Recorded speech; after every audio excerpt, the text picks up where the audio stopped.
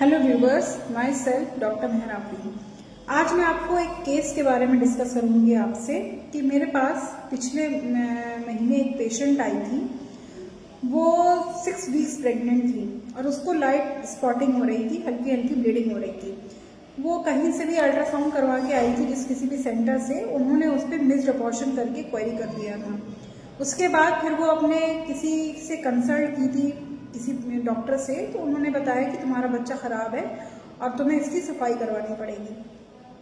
क्योंकि वो उस कंसीव बड़ी मुश्किल से उसको हुआ था और पहला बच्चा था, इसलिए उनके घर वालों ने कहा कि एक बार सेकेंड ओपिनियन भी इसका ले लिया जाए।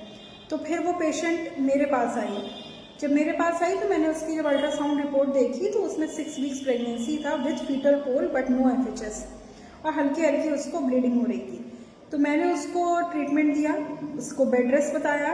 उसके बाद मैंने कहा कि अभी ज़्यादा पैनिक होने की ज़रूरत नहीं है और 15 डेज वेट करके देखते हैं। 15 दिन उसने मेरा ट्रीटमेंट लिया, बेड रेस्ट किया, जो जो प्रिकॉशंस मैंने बताए थे वो सब किए। उसके बाद जब उसने रिपीट स्कैन करवाया 15 डेज के बाद, देन उसको FHS आ गई। मतलब 15 डेज के बाद उसका हार्ट रेट बच्चे का आ गया था और उसको जो सिम्टम्स थे वो भी सारे सबसाइड हो चुके थे, ब्लीडिंग भी बंद हो चुकी थी और अब उसकी बिल्कुल हेल्दी प्रेगनेंसी चल रही है।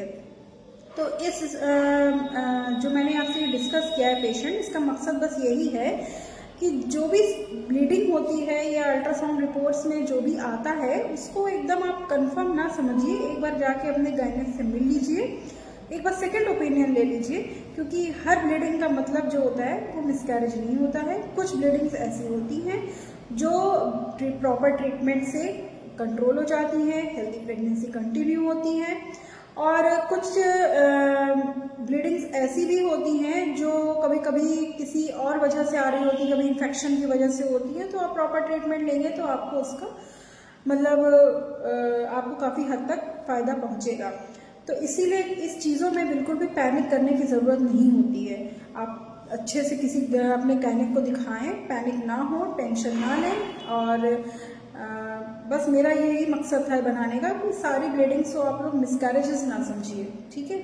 और अगर ये मेरी इन्फॉर्मेटिव वीडियोस आपको पसंद आ रही है तो आप मुझे फेसबुक, इंस्टाग्राम और यूट्यूब पे फॉलो करते रहें और मेरी ये इन्फॉर्मेटिव वीडियोस को आगे शेयर करते रहें। Thank you so much.